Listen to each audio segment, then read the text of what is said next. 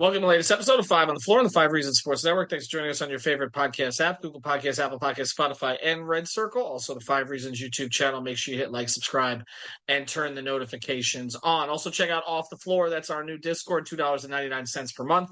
10 different channels. We're actually looking at draft prospects right now on one of the channels and doing daily Q&As with the hosts of Five on the Floor. So most Heat talk you'll get anywhere without the clutter of Twitter.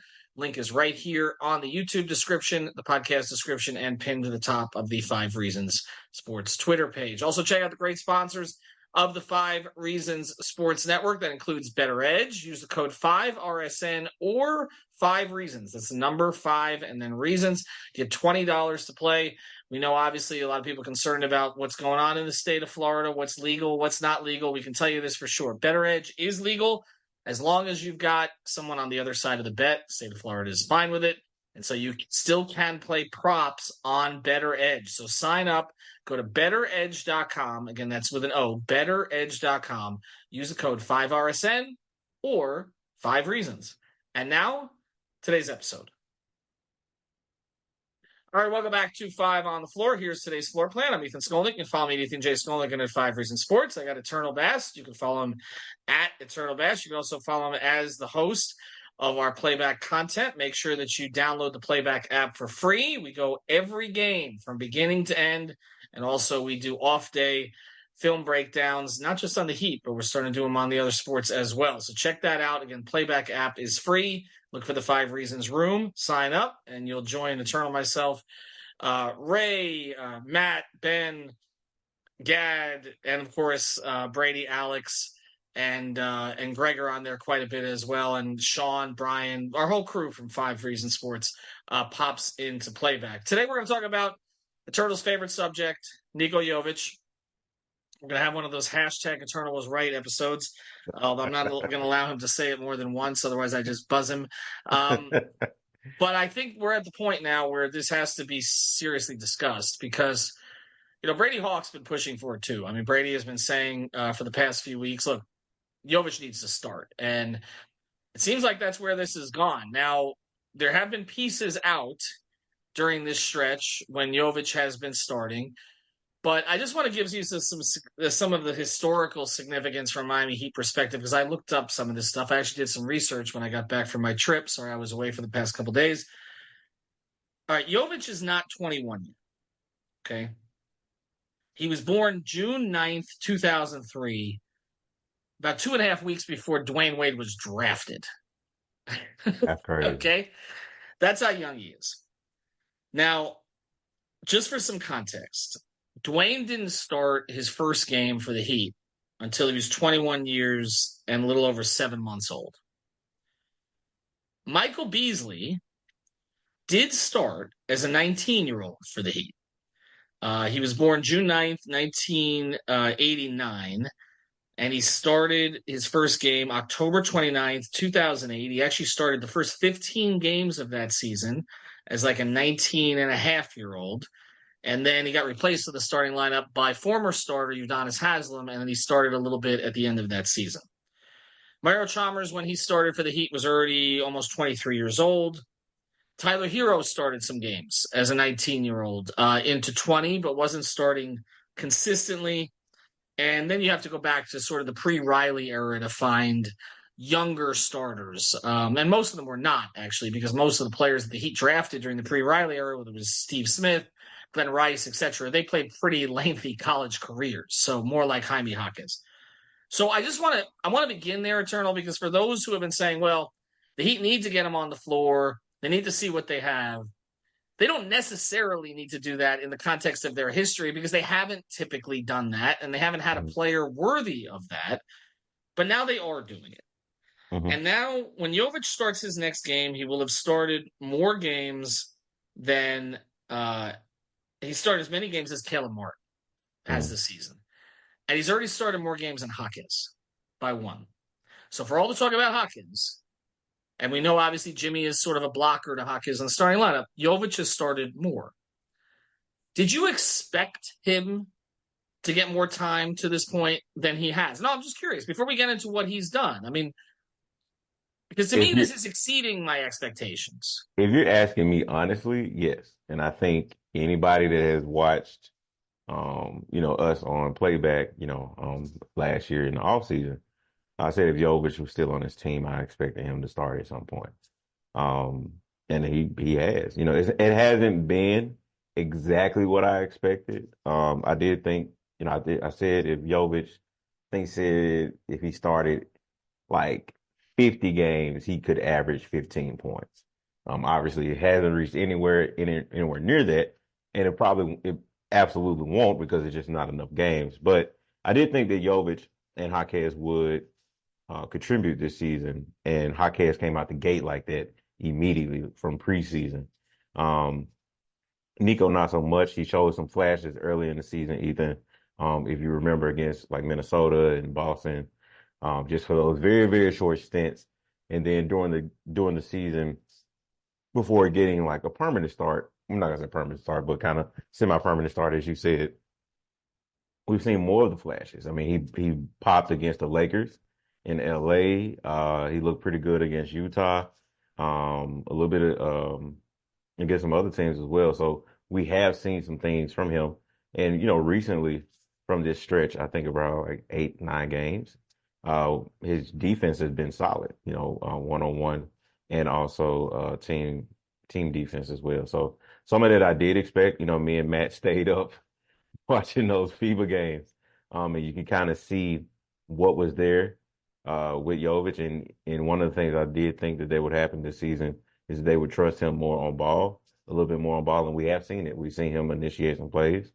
We've seen him be a connector and in some ways kind of set guys up. He's doing the pointing thing that Kyle Lowry did. He who shall not be named.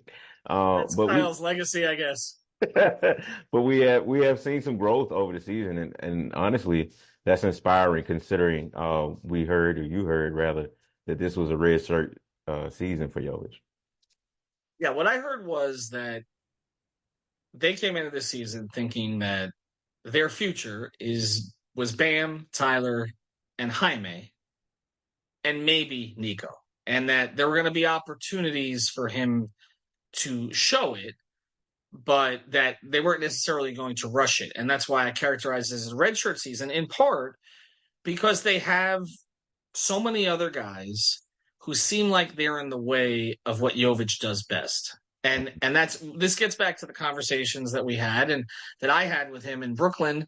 Mine was not the one that got him into trouble. It was his interview that same night after the game with a reporter, where it got translated in a weird way, where it seemed like he was, really angry. He wasn't. He was frustrated. He expressed that frustration to me, and it was mostly about playing the five, and that, whenever he went to Sioux Falls, he played the five. And it seemed like at the time that Spo was trying to put him in the spot he thought there may be minutes. That's essentially, you get him in the five spot, but it's just not a comfortable spot for him. And I know our Sean Rochester and others argue against, positions and all the rest of that stuff. And, it's basically who you guard more so than what position you play on offense and all of that. But there was a frustration level for sure. And I think where it gets complicated is, on paper, he is exactly what they need next to Bam Adebayo.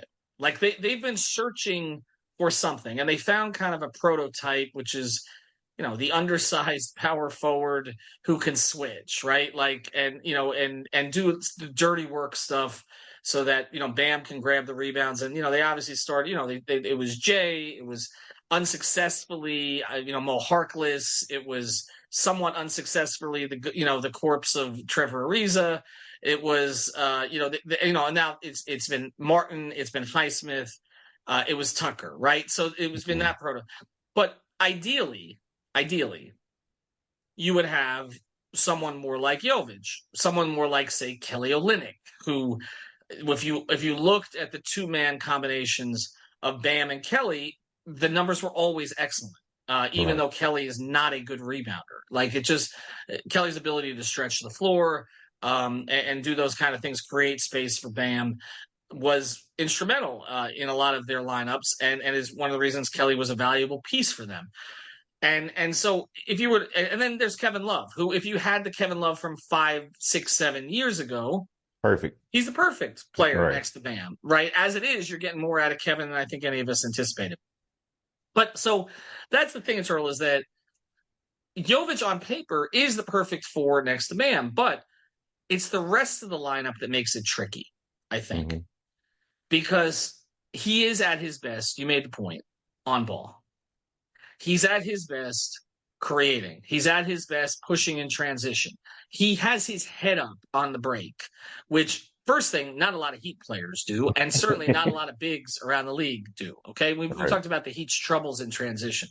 Jovic makes their transition game better. He just Mm-hmm. does. But also, he is a guy who can make plays for you in the half court. And when you have Jimmy and you have Tyler and you run stuff through Bam, and even though Duncan is an off the ball player, you're running actions for Duncan. And now you have Rozier, right? Mm-hmm. It's complicated, I think, to find the right lineup that he can sit in permanently offensively. We'll get into the defense part in a second because that's really the key. Okay. But it's offensively. I'll ask you this. When Hero comes back, whenever that is, okay, and we don't know at this point, he's going to be inserted into the starting lineup. We believe. We believe. If it's going to be Rozier and Hero and Bam and Jimmy, is there a role for Jovic offensively other than spot up corner threes? Which, by the way, his numbers are good there, but it doesn't maximize his skill set. I think so. And I think if you commit to having Tyler be more off ball, I mean, we've been talking about that all season. Just have Tyler be more off ball. And I'm not saying like play more like Duncan. I think you can use him in some cuts. I think you can use him in as a way of a decoy and have some other options on the other actions, excuse me, on the other side of the floor that kind of get Tyler going, get some movement and things of that nature. Or maybe you don't just get him some long range shots. Maybe you kind of get him in the floater. As much as we hate the floater, it works for Tyler. And sometimes you just got to go with what works. And so maybe you can get some inverted pick and rolls between Jovic and Tyler. Maybe you can get some things that it starts with Jovic and Bam, right? And you kind of create some mismatches, or you get some things going with Jovic and Jimmy. There's just so many options, Ethan, where you can run pick and roll options with Niko, Jimmy, uh, Terry as on ball pick and roll options. And maybe you can kind of get something going for Tyler and use him in that kind of way. I think it is something that you can use, where you can maybe use in some cases against different matchups. You could probably use Jimmy and Niko as more on ball and Terry and Tyler as more off ball. If you can get a quicker offense going, causing the defense to have to shift and react instead of playing set, then maybe it can look a lot more fluid than, and maybe it's something that, it gives you a different option. Obviously, we'll get to the defense later. But yes, I do think there are avenues for it to work.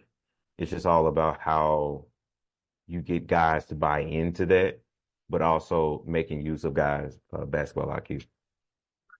Here's the point that I want to make as an overriding point before we get back into the defense is that whenever you have a young player like this on a contending team, it's different. If you're on a bad team, you throw him out there, he probably develops some bad habits that may take him years to clean up. I mean, you look at what's happened in places like Detroit and other places that have been bad for a long time. I don't know if some of those picks would have panned out if they'd had a better support system in terms of veterans, in terms of coaching, in terms of playing meaningful games. Miami's not in that situation. We talked about this a lot with Jaquez and the fact that he fit right in. Now he's having to make some adjustments to the adjustments that have been made to him, but I think everybody thinks that he's going to come through it. But you have to balance these things. And the things that you've got to balance are you've got the development of the player, him being able to play through mistakes without losing confidence at the same time as not hurting the team. And it took me about 60 games to come to this, but I tweeted this the other day. It's time to live with the mistakes. I'm at the point, and I know that again, those of you who were pushing for this earlier, among your you being among them, will make the point, well, you should have done this earlier. I always come back to this when it comes back to the Heat's development. Okay, there are things that I don't necessarily agree with what they do organizationally or players they go for, don't go for, whatever. I don't challenge them at all in the developmental stuff because my view of it is that whenever Heat fans have been pushing for a guy to play sooner and they wait to play the guy or put the guy in a certain position and he performs well when they put him in, the conclusion that fans jump to is, well, see, look, I was right. He should have been playing earlier. The conclusion I jump to is, well, see, look, they waited until he was ready and they made sure that he could handle the situation before they put him in. And I know sometimes, look, every situation is a little different, and so maybe Mm-hmm. I'm casting too broad a brush on all of that. Okay, maybe it's Mm-hmm. not the case with every single guy. But I've been through this a million times with Heat fans. They always want the young guy to play, Mm-hmm. okay? And when the Heat wait, there's usually a reason. Mm-hmm. And I'm going to go back to the Beasley example, okay? Because this goes back a long way, but this is before they became really a developmental organization, okay? Mm-hmm. 2008, they have a horrible season in 07-08. They weren't planning on tanking, but everybody got hurt. Even UD, okay, Mm-hmm. cried uncle, all right? And they sat him the rest of the year. They don't get the number one pick. Mm-hmm. So that's Rose. Pat really doesn't want Beasley. They tried to trade down. Others in the organization did want Beasley. Okay. You haven't really heard from those folks in a long time. They wanted Beasley. It was hard to argue with the pick of Beasley because he was the consensus number one college basketball player that year, and he had a skill set. There's no question. His defense, offensively elite. Okay, I mean, kind of guy could beat anybody in one-on-one, get his shot off from anywhere. Had Carmelo Anthony like offensive talent. Okay, they threw him in there right away. It was obvious they weren't comfortable with it. He didn't know where the hell to go. Okay. I was at his first summer league. I was in Orlando before they used to do it in Orlando before they went out to Vegas. I watched him against a guy named Sean Williams. Not the Sean Williams ended up playing for the Heat, but the Sean Sean. He was playing for the Nets at the time. Bees had 13 fouls. They wouldn't let you foul out. He had 13 fouls and probably that many turnovers. By the way, Mario Chalmers played really well in that game. We're like, okay, that might be their starting point guard. And he ended up starting 82 games. Beasley was not ready to be a starter on a team with any kind of aspirations. And again, they were coming off a 15-win season. Dwayne was a rookie, so they didn't have huge aspirations at the time. They sat him down after 15 games. They went back to UD. And then finally, Beasley started the last 5 games of the season. And again, my point on that is all I heard was during that period of time, why isn't Beasley starting? Why isn't Beasley starting? Why aren't they going to Beasley? Why aren't they featuring Beasley? Well, there was a reason. Okay? Because they were, by playing him or starting him, they were rewarding him for bad habits that he never got out of. All right? And they tried 2 more times with him. They brought him back 2 more times, okay? And almost a third. So I guess, where do you come down on this? Because Heat fans are like, well, Spo should have realized Jovic could have done this stuff earlier. And I'm like, you think Spo doesn't realize what Jovic can and can't do? I just think he was waiting for the right opportunity where he thought the kid could actually handle it and had developed enough defensively where he wouldn't droop, his own shoulders and cause the team to get frustrated because he wasn't in the right place. I think the thing with Niko is just like how you ended it. He is a really big, confident person. If you remember when you guys went to training camp, one of the things Jimmy talked about was like you could see Niko walking around with his chest puffed out, coming off of the FIBA play. And him, kind of really playing well in FIBA, and playing a big part of his home country, making it to the finals, which they ended up losing into Germany, who his like comparison, NBA comparison, which was across from him, was Franz Wagner. Um, I think the thing with Niko is, like you talked about with opportunities, um, when they drafted him, and I remember him talking about, him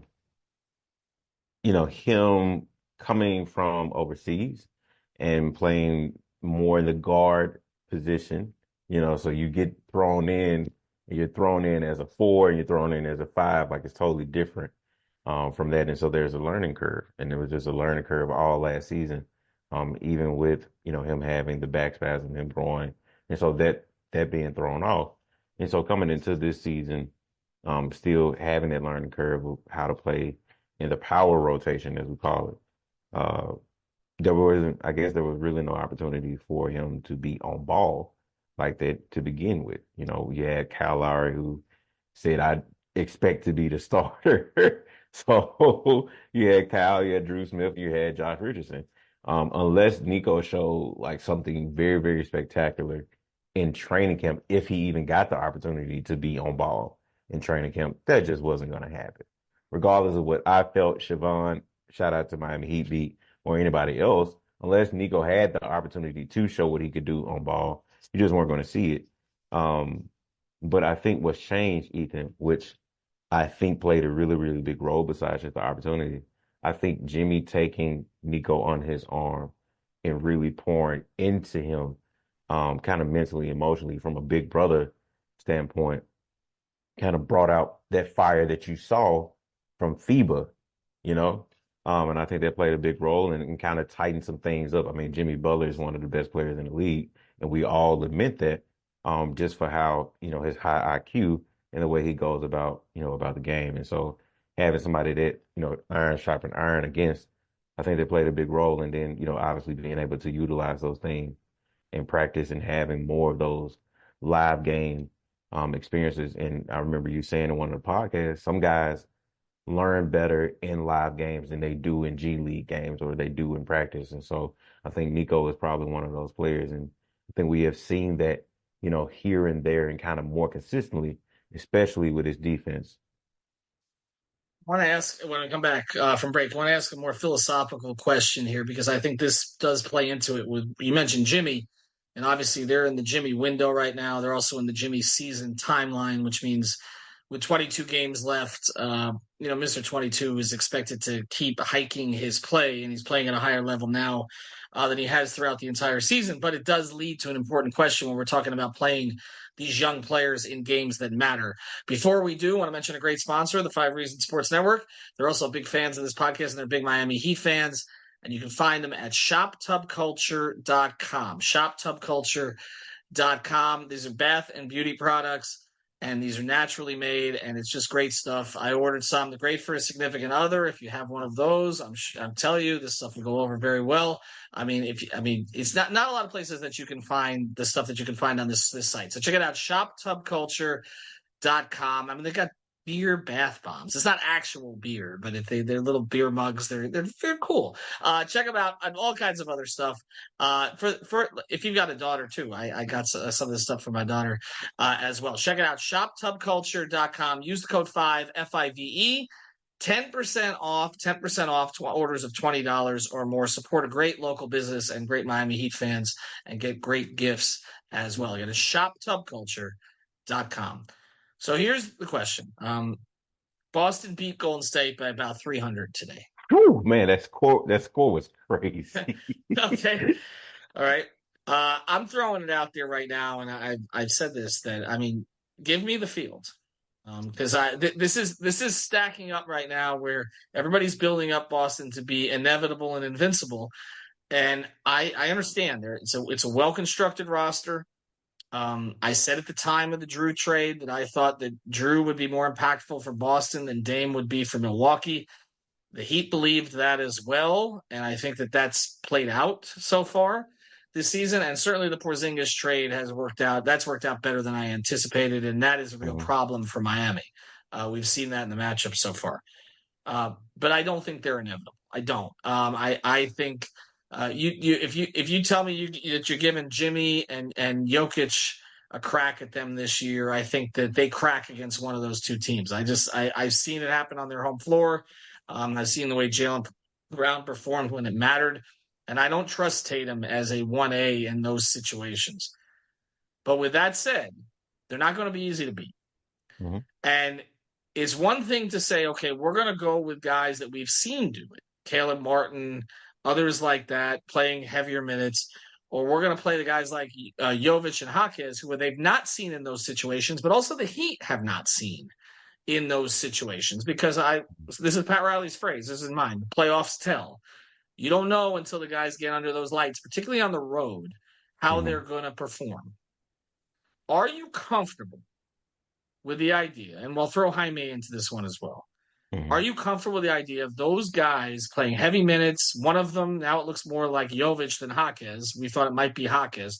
One of them even starting, maybe one of them even closing. That would be more likely, I think, to be Jaquez than Jovic based on supposed tendencies this season.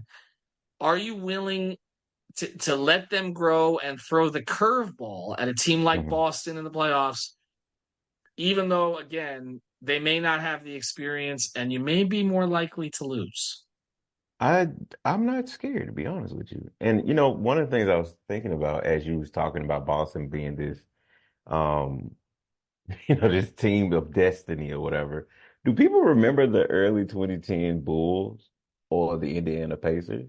Like if you go Both, both, back, both were seated higher than the Big Three Heat. Yeah. right, and they were talked about like, oh, they're going to be the one to unseat Miami. They're going to be the one to go make it to the finals. Like you remember those morning shows of them being picked before the season or through the season and things of that nature, and they never made it. They never got it done. And I think no, on no hating kind of agenda towards Boston. Always respect because anybody has a puncher's chance. I think Boston is more in line with those Pacers teams, with those Bull teams, because I don't think they have enough. And I don't say it talent wise, I don't think they have enough mentally of an edge in the game of basketball between those lines to make it enough. I don't think that the way Jalen Brown plays basketball or the way Jason Tatum plays basketball is enough to get the job done. On that note, as far as Niko Jovic having um, kind of the mental fortitude to perform in the playoffs, I think he already shown it. I think it's much more pressure for those players foreign to play for their home country in those FIBA games, in those Olympic games, where it means a lot more for them. That's where they grew up. That's where everything is built up. And that means a lot more to them than I think, coming over here and playing America. I mean, we just had a pod or a playback talking about Jokic and Luka in the All-Star game, and like what that meant. Even Jokic, when he won the championship, like he just wanted to get back home. But I think playing for that country on the front of your team means a lot more. And I think Niko showed some very strong mental fortitude in those FIBA games. And I don't um, expect any less for anybody out there doubting whether or not Niko will show up or be, sharp enough to show up. What did he do against the Hornets when Thomas Bryant was on the sideline? Like, Oh no, that's the thing. There have been a lot of, I think, reassuring moments oh yeah. lately. And some of it is offensively, some of it's defensively, some of it's just interaction with teammates, some of it is even guys like Tyler saying that they're starting the Niko Jovic fan club, or Jimmy obviously being the big one, and it does seem like there's a comfort level playing with Bam. So I mean, there's been nothing so far that's like, okay, you can't play him. Right. And again, I come back to the beginning of the podcast here. It is a process, right? Hmm. And there are these steps that I think they wanted to see him take, and I think part of the process was frustrating him, not intentionally, but frustrating him by playing him out of position, sending him back to Sioux Falls. And yes, he complained a little bit. I mean, even like I said, even to me, which hopefully I translated correctly because it was in English, but he was frustrated, but it didn't seem to affect his work. Oh no, not at And all. that's ultimately what they care about. They don't care. They don't have an issue with the frustration. They have an issue with the frustration bleeding into the attitude, bleeding into the work. And I don't think they've seen that. I think with others, they did see that. With Hassan is sort of the prime example of the one that they Hmm. saw that with. Dion towards the end, others. Hmm. I don't think that they've seen it with him. So I think that toughness, I think, will lend itself well. And he is, in a lot of ways, an X factor in a series against Boston because he allows them to play differently against Porzingis and Horford if they're going to go with the two bigs. So I just think, and I'll let you close here, but I think there's been enough, and it's taken me a while to get here, but I think there's been enough to say you leave him at the 4. If it's going to be Rozier and Hero in the backcourt, you're going to live with some things defensively. Right. But if you're bringing off on the bench, and then we're going to do a separate episode on this week, but if you're going to have a bench core that includes Kevin Love, Duncan Robinson, Caleb Martin, and Jaime Jaquez primarily featured, I'll take that 4-man bench against any bench in the league. And that does not include what you may get in specialist situations from DeLon Wright, from Haywood Highsmith, and potentially from others. But I think that they've set this thing up now where Caleb could come off the bench and play the way he played against what we just saw in this last game against Utah, and give you 24 to 26 minutes like that. He'll still have a role. It doesn't mean he necessarily needs to start. So again, taking me a while to come around to it, but I've come around to it also. I think another thing, Ethan, as you talked about, like them trying to see will he break or does he show heat culture, what they really give a damn about. He scored 25 points, and you know what Spo said in the press, like post-game presser? Niko is back on the court, like working with the staff. Like that's some Mamba mentality shit. And so I just think there's more of him, as we talked about on playback. Like Jaime Jaquez replicates Jimmy on the court with his play style, but you can kind of tell that Niko is like really eating up what Jimmy is feeding him from a mental standpoint. And I think that's really going to pay dividends for them, not only on court, but off court as well, because he, like you said, the guys really like Niko, his joyful personality and things of that nature, but he is also a high IQ player, and you can never have too much of that. And even them trusting him with the ball in his hands and kind of orchestrating things or connecting things. And I think the defense that he did show against Brook Lopez, and other guys, that's some battle wounds that you need for him to get, because that's going to pay dividends later in the playoffs. I also think having Kevin Love around is not a bad thing, because Kevin has had a lot of the skills that Jovic is trying to develop. All right, thanks to Eternal. You can follow him at Eternal Bast. Check out the rest of our podcast this week. I'll be back at the arena on Tuesday night. Probably going to do a bench-related podcast early in the week. As we always mention, sign up for the Discord at Off the Floor. Check out the new Q&As. Have a good one, everybody.